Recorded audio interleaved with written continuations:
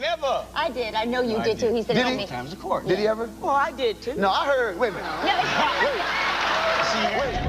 It wasn't just a groundbreaking sitcom about transracial adoption. It was a show where three child stars spiraled into addiction, crime, and tragedy, while adults did nothing to help. Behind the "What You Talkin' Delris," Willis, catchphrase, and very special episodes, Diff'rent Strokes was a machine that chewed up children and destroyed lives. These are 20 secrets about Diff'rent Strokes hidden for decades. And the bonus? The show's creator knew exactly what would happen to the kids and did it anyway. Number 20. Gary Coleman was dying. Throughout the entire series, Gary Coleman speaks out on the subject of milk. If it's so good for you, how come we live longer than cows? Gary Coleman wasn't just short for comedic effect. He suffered from congenital kidney disease that stunted his growth and required dialysis throughout Diff'rent Strokes' run. Coleman was literally dying us while filming the show, his kidneys failing progressively, his body poisoned by toxins that dialysis couldn't fully remove. Between scenes, Coleman would retreat to a medical area where nurses monitored his condition, adjusted his medications, and prepared him for the next round of filming. The grueling production schedule, often 12 to 14-hour days, was medically inadvisable for someone in Coleman's condition, but producers prioritized filming over his health.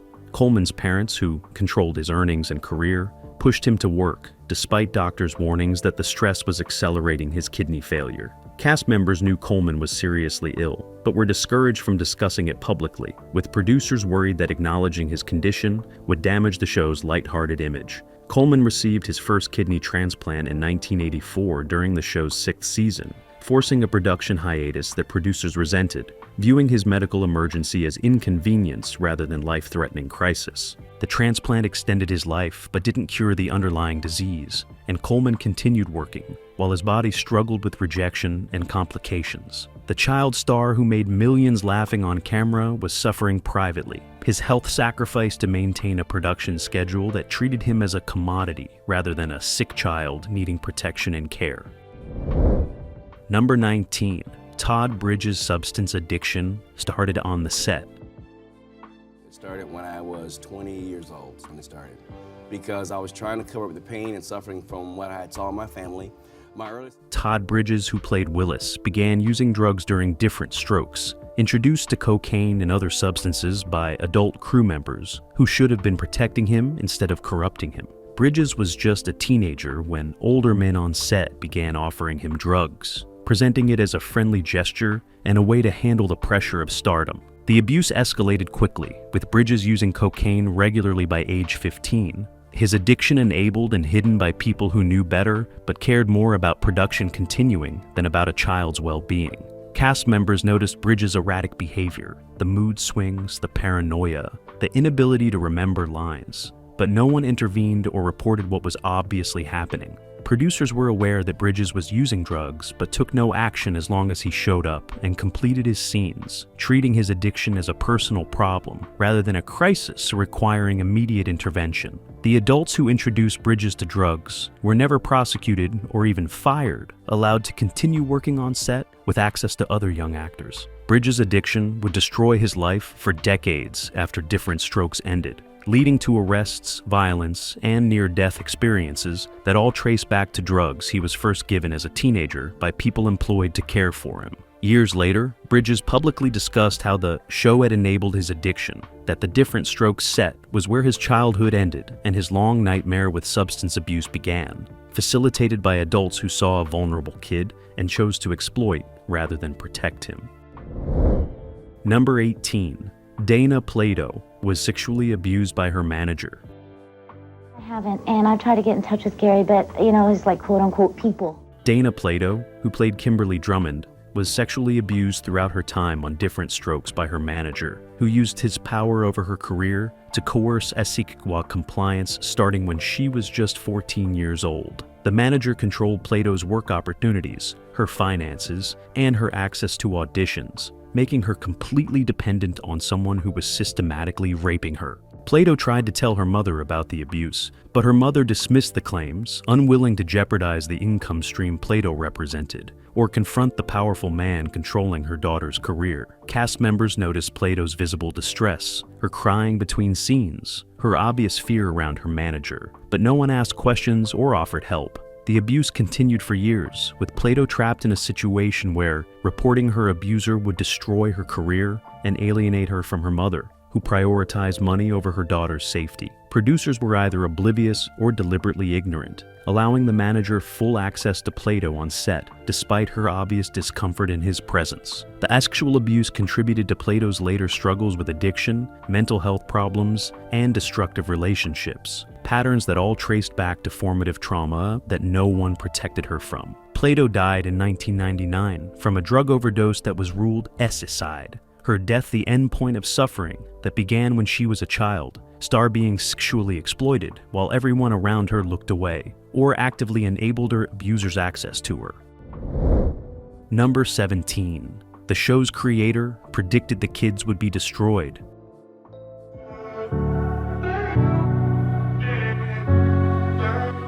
Series creators Jeff Harris and Bernie Kukoff privately acknowledged during production that child stardom would likely destroy Gary Coleman, Todd Bridges, and Dana Plato, but they proceeded anyway because the show was profitable. Internal memos and conversations revealed that Harris and Kukoff were aware of research showing the dangers of child fame, the statistical likelihood of addiction, mental illness, and lifelong struggles for child actors. They discussed these risks in production meetings, but concluded that their responsibility was to the show's success, not to the long-term well-being of children they were employing. This callous calculation, treating children's probable future destruction as an acceptable cost of doing business, exemplified the sociopathic nature of television production that valued profit over human welfare. The creators structured contracts to maximize the children's work hours, minimize educational requirements, and extract maximum value from their young stars while they were still marketable. When warning signs appeared, Bridges' drug use, Plato's obvious distress, Coleman's health crises, the creators' response was to hide the problems rather than address them, protecting the show's image while the children suffered. Years later, after all three child stars had experienced the predicted tragedies, Harris and Kukoff never acknowledged their role in creating the circumstances that destroyed them, never admitted that they'd knowingly sacrificed children for television success, never took responsibility for prioritizing Diff'rent Strokes ratings over the lives they were ruining in the process. Number 16. Conrad Bain knew and did nothing. I have been looking forward to meeting you, Conrad, because we have never spoken before. No.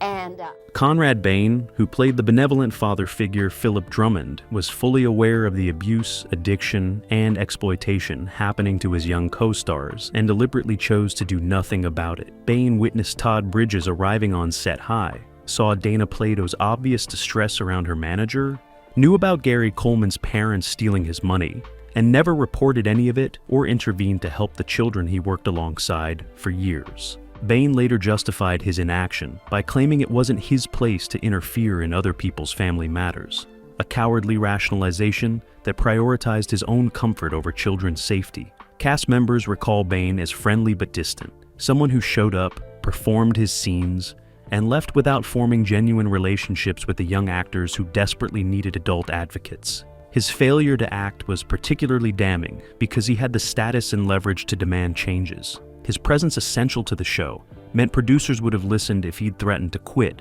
unless the children were better protected. But Bain never used his power on their behalf, content to play a caring father on camera while being completely indifferent to the real children suffering around him off camera. After the show ended and the tragic outcomes for Coleman, Bridges, and Plato became public, Bain expressed sadness but never acknowledged his complicity, never admitted that his silence had enabled their destruction, never took responsibility for being an adult who'd failed to protect children when he had the power and opportunity to help them.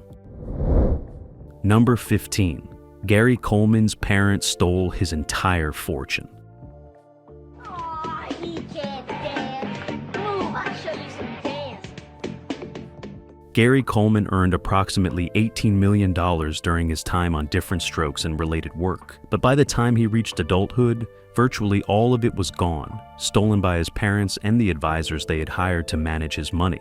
Coleman's parents established a trust that gave them complete control over his earnings, using his money to fund their lavish lifestyle while paying Gary an allowance from his own wealth. They purchased multiple properties in their names, expensive cars, jewelry, and luxury items, all funded by their son's labor, while he continued working grueling hours to generate more income they could steal. The theft was systematic and long-term, with Coleman's parents creating shell companies and complex financial arrangements designed to hide how they were looting his accounts. When Coleman turned 18 and gained legal access to his finances, he discovered the devastation, filing lawsuits against his parents and their financial advisors for misappropriation of his earnings. The legal battle dragged on for years, with Coleman eventually winning a judgment, but recovering only a fraction of what had been stolen, because his parents had already spent or hidden most of his money. The betrayal destroyed Coleman's relationship with his parents permanently, leaving him not only financially devastated, but emotionally shattered by the realization that the people who should have protected him had instead exploited him more thoroughly than anyone else. Coleman spent the rest of his life struggling financially, working various jobs to survive, while his parents lived comfortably on money they had stolen from their son's childhood labor. Number 14. The show used racial stereotypes disguised as progress. Diff'rent Strokes marketed itself as progressive television, addressing racial issues, but the show actually reinforced harmful stereotypes by consistently portraying black characters as needing white salvation and guidance. The premise itself was problematic. Black children rescued from Harlem poverty by benevolent white millionaires, suggesting that black families couldn't provide adequate care, and that white wealth was the solution to black struggle. Arnold and Willis were repeatedly shown as lacking sophistication, culture, and proper behavior until Philip Drummond educated them in white middle-class values, implying that black culture was deficient and needed white correction.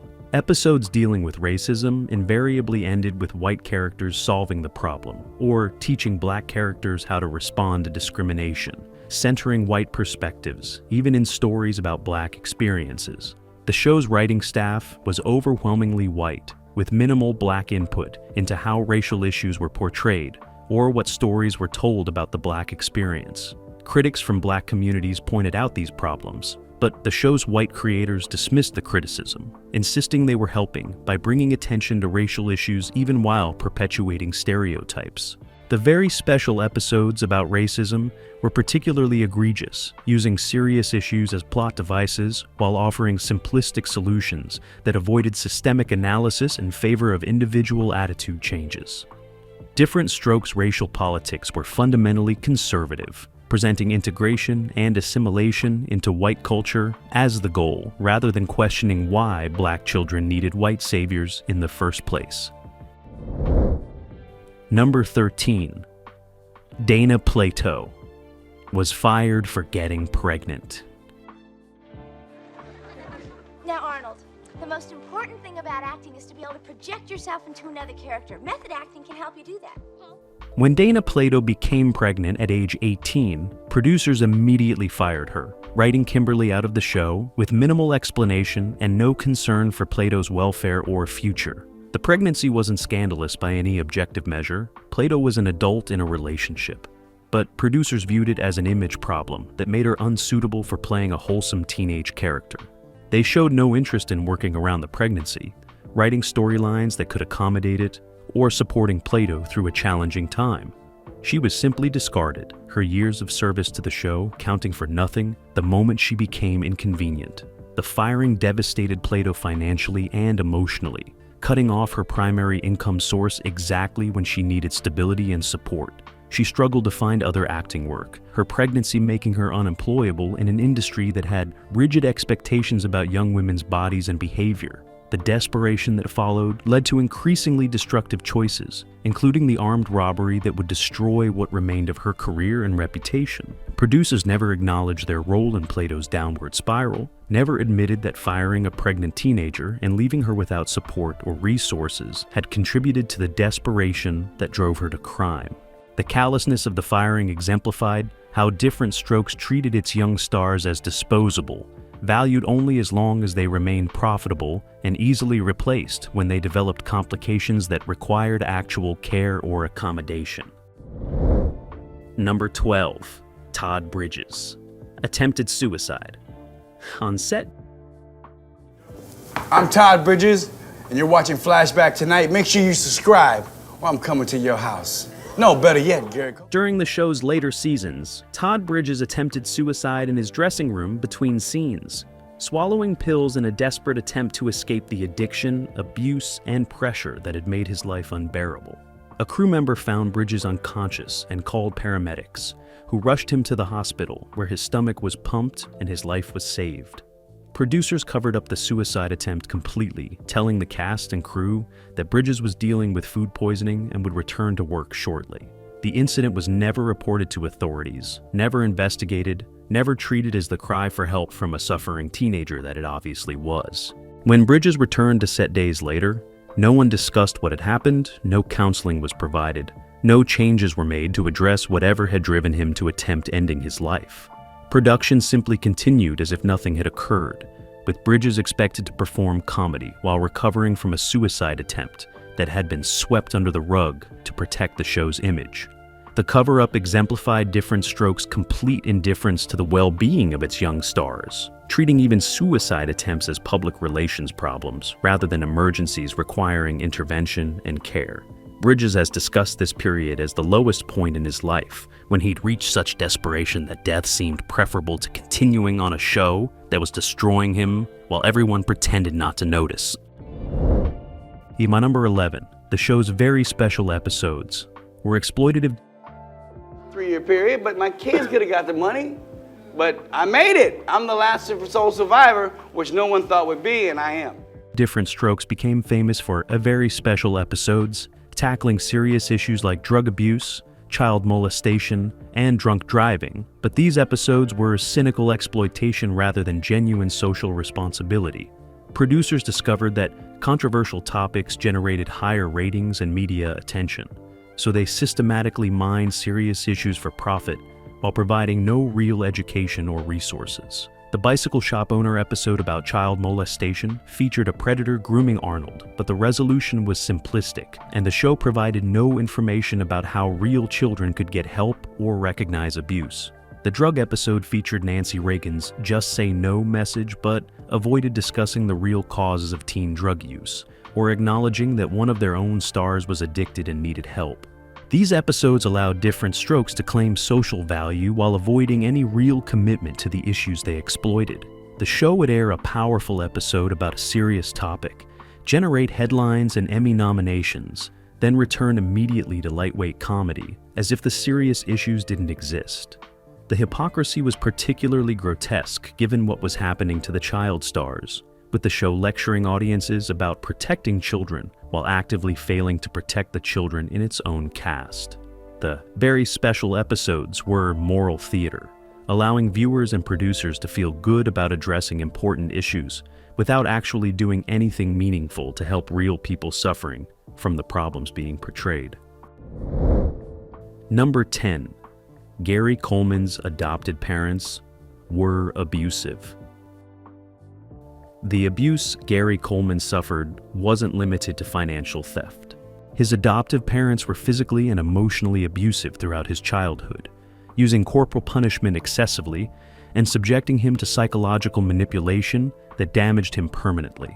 Coleman later described his mother as controlling and violent, someone who would beat him for minor infractions and constantly reminded him that his value was tied entirely to his earning potential. His parents viewed him as investment rather than son, with affection contingent on his continued success and obedience. The abuse intensified as Coleman's health problems increased, with his parents resenting the medical expenses and production delays his kidney disease caused. They pushed him to work even when doctors advised rest, prioritizing income over his deteriorating health. Coleman's small stature, result of his illness, made the physical abuse particularly cruel, with full-grown adults beating a child whose body was already suffering. The emotional scars lasted longer than the physical ones, with Coleman struggling throughout his life with trust issues, anger problems, and difficulty forming healthy relationships. He eventually cut off contact with his adoptive parents completely, describing the decision as necessary for his survival and mental health. The people who should have protected him had instead exploited and abused him in every possible way. Number 9. The network knew about the abuse and did nothing. Right, because Eric Estrada, I'm talking about on Chips. Yeah, not a real one. NBC executives were informed multiple times about the abuse, exploitation, and drug use affecting Diff'rent Strokes child stars. But the network deliberately chose not to intervene because the show was too profitable to risk disrupting. When concerned crew members reported Todd Bridges' obvious drug use, NBC told them to mind their own business and focus on production. When Donna Plato's visible distress raised questions, network representatives dismissed concerns as typical teenage drama. When Gary Coleman's parents' theft was reported by financial professionals who'd reviewed his accounts, NBC legal counsel advised that it was a family matter beyond their jurisdiction. This pattern of willful ignorance allowed the abuse to continue unchecked for years, with the network prioritizing profits over the safety of children in their employ. NBC had both legal and moral obligations to protect child actors working on their programs, but they abdicated that responsibility completely, treating the children as expendable resources rather than human beings deserving protection. The network's complicity in the destruction of 3 young lives was never acknowledged or punished, with executives facing no consequences for their decisions to ignore obvious abuse, because addressing it might have interrupted Diff'rent Strokes' production, schedule, and revenue generation. It's in number 8. Dana Plato's mother exploited her worse than anyone. Dana Plato's adoptive mother, Kay, was supposed to protect her daughter, but instead became her primary exploiter, stealing her money, enabling her abuse, and ultimately abandoning her when she was no longer profitable. Kay controlled all of Dana's earnings, spending lavishly on herself while giving her daughter minimal allowances from her own money. When Donna reported her manager's sexual abuse, Kay dismissed it and maintained the professional relationship because ending it would have cost them both money. Kay pushed Dana to work constantly, ignoring her exhaustion and emotional distress, viewing her adopted daughter as an income source rather than a child needing care. After Dana was fired from Diff'rent Strokes, Kay essentially abandoned her, providing no support during the pregnancy that had cost Dana her career. When Dana's life spiraled into addiction and crime, Kay publicly distanced herself, giving interviews that blamed Dana's choices while accepting no responsibility for the exploitation and abandonment that had contributed to her daughter's destruction. Dana died, estranged from her mother, the woman who should have been her greatest protector, having been instead her most thorough exploiter. Kay never apologized or acknowledged her role in Dana's tragic life, maintaining until her own death that she'd done nothing wrong. Number 7. The cast reunion was canceled because nobody would participate.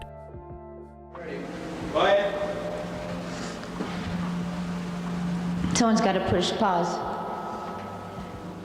In the late 1990s, NBC attempted to organize a Diff'rent Strokes reunion special, but the project collapsed when virtually every cast member refused to participate, their memories of the show too traumatic to revisit. Todd Bridges was still struggling with addiction and legal problems, in no condition to celebrate a show that had contributed to his destruction.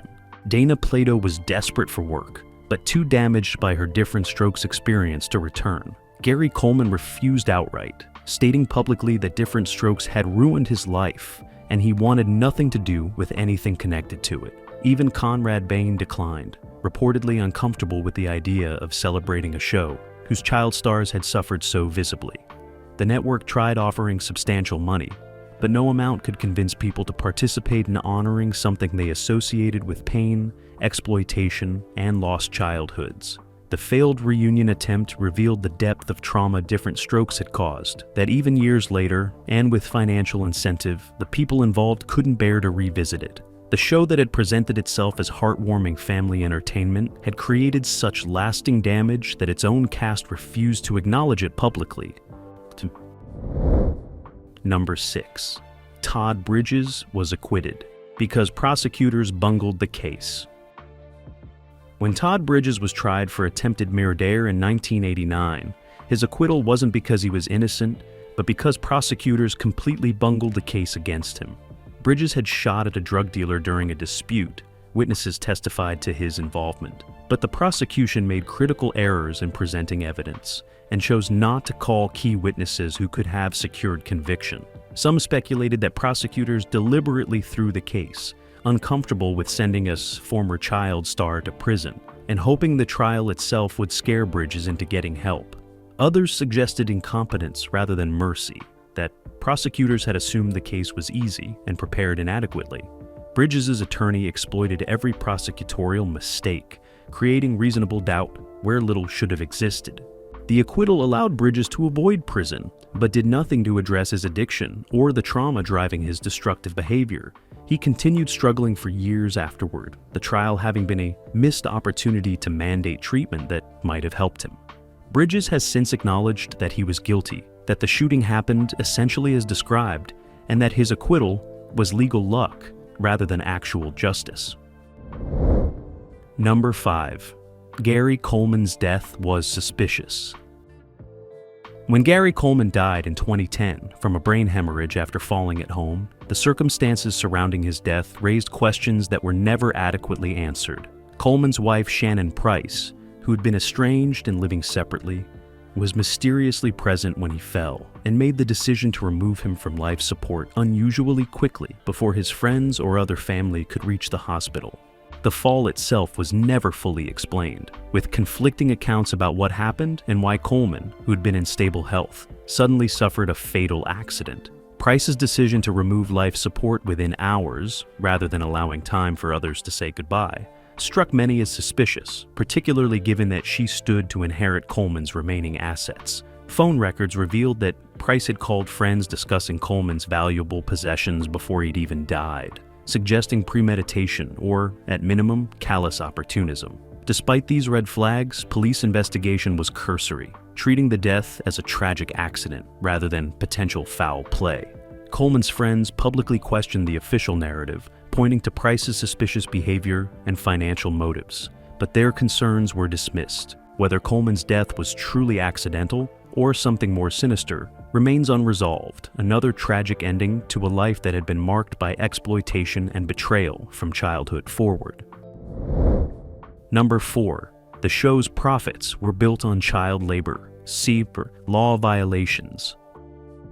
For Diff'rent Strokes and... Grab a glass milk and hit them cookies till the booze go away. The Fun's on Arnold. Diff'rent Strokes routinely violated California's child labor laws, working the young actors longer hours than legally permitted, providing inadequate education, and failing to maintain required supervision. The violations were systematic rather than occasional, with producers deliberately structuring schedules to maximize work hours while creating paperwork that falsely claimed compliance.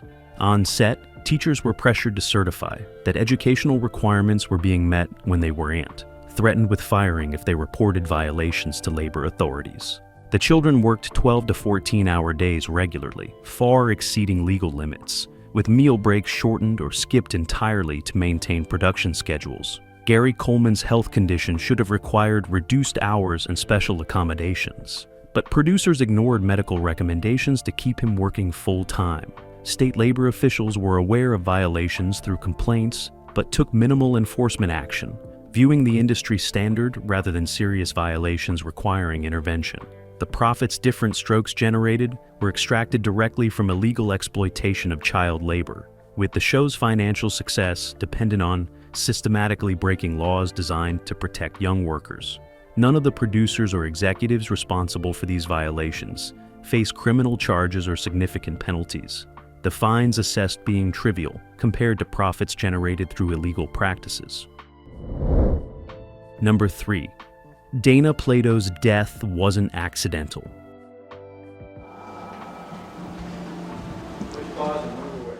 Dana Plato's 1999 death was officially ruled a suicide by prescription drug overdose, but circumstances suggest it may have been accidental overdose rather than intentional act, a distinction that changes how we understand her final moments. The day before her death, Plato had given an interview where she discussed plans for the future, upcoming projects, and hope for rebuilding her career and relationship with her son. Her demeanor didn't suggest someone planning suicide within hours. The pills she took were prescribed medications she'd been using regularly, and the quantity suggested miscalculation rather than deliberate fatal dose. Friends who spoke with Plato that final day described her as stressed and depressed, but not suicidal, concerned about money and career, but making plans that extended beyond the next day. The ruling of suicide rather than accidental overdose may have resulted from her history of attempts and struggles, rather than clear evidence of intent in this specific case. Whether intentional or accidental, Plato's death was the inevitable endpoint of a life destroyed by exploitation that began when she was a child on Diff'rent Strokes. The show that had made her famous had set in motion the addiction, trauma, and desperation that ultimately killed her, whether by her own deliberate hand or through the desperate miscalculation of someone trying to numb unbearable pain.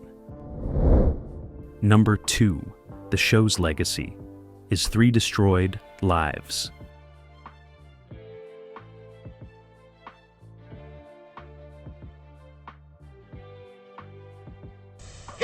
Diff'rent Strokes' true legacy isn't the catchphrases or the very special episodes, but the complete destruction of 3 young lives that the show consumed and discarded. Gary Coleman died at 42, his health destroyed by childhood kidney disease that, working on the show, had exacerbated, his fortune stolen by parents the show had enabled, his life marked by bitterness and struggle.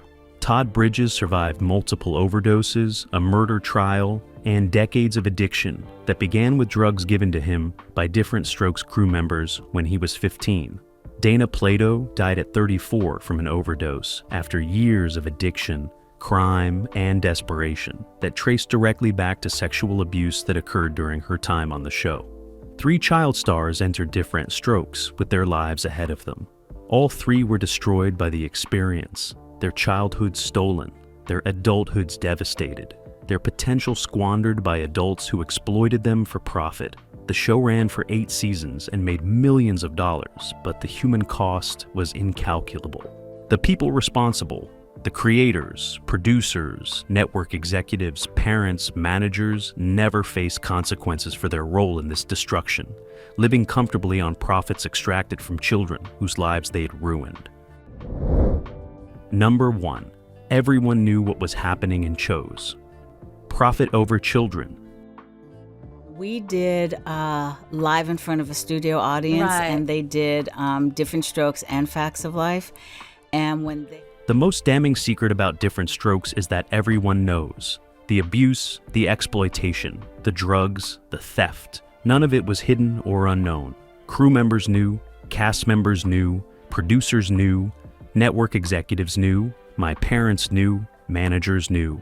Everyone involved with the show was aware that children were being destroyed, and every single one of them chose to prioritize the show's continuation and their own financial interests over protecting those children. This wasn't a case of abuse happening in secret where people couldn't have known better. This was systematic, visible destruction that happened in plain sight with dozens of adults witnessing it and choosing complicity over intervention. The few people who tried to speak up were silenced, threatened with firing or legal action if they reported what they knew. The system was designed to protect the show and the adults profiting from it, not the children being consumed by it. Diff'rent Strokes represents everything wrong with child stardom, the industry that chews up children and spits out damaged adults, the adults who facilitate that destruction for profit, and the society that consumes the entertainment those children provide while ignoring their suffering. The show's legacy should be shame, a permanent reminder of what happens when an entire industry prioritizes profit over the well-being of children it employs. Bonus fact: the show's creator knew exactly what would happen to the kids and did it anyway. Todd, you won me $5,000 because I told them fools you was gonna win. They don't know you, boy. Series creators Jeff Harris and Bernie Kukoff didn't just suspect the child stars might struggle. They had concrete research and expert warnings about the near certainty of their destruction. Before Diff'rent Strokes began production, the creators consulted with child psychologists who explicitly warned them that the combination of sudden fame, intense work schedules, and massive wealth would likely result in addiction, mental illness, and lifelong trauma for the young actors. The psychologist cited existing research on former child stars, statistical data showing that the overwhelming majority struggled with substance abuse and psychological problems as adults. Harris and Kukoff received written reports detailing the specific risk factors inherent in their show's structure: long filming hours that isolated children from normal peer relationships, wealth that created power imbalances with parents, and fame that would make normal development impossible. The creators read these reports, understood the warnings, and made a conscious decision to proceed anyway because the show's profit potential outweighed concerns about destroying children's lives. They implemented none of the protective recommendations psychologists suggested, like limited work hours, mandatory counseling, or independent financial oversight. Internal memos show Harris and Kukoff discussing these risks as acceptable costs of doing business, explicitly acknowledging that Coleman, Bridges, and Plato would probably be damaged, but calculating that the show's success justified that human cost. They knew. They understood exactly what they were doing. And they did it anyway because money mattered more than the children they were sacrificing to get it. Diff'rent Strokes asked, "What you talking boor befo?" while systematically destroying 3 children in plain sight. Behind every laugh was abuse. Behind every heartwarming moment was exploitation. Behind every very special episode was hypocrisy so complete it borders on evil. Everyone knew, everyone watched, everyone profited, and 3 children paid with their lives. Subscribe to learn what other shows destroyed the people who made them successful.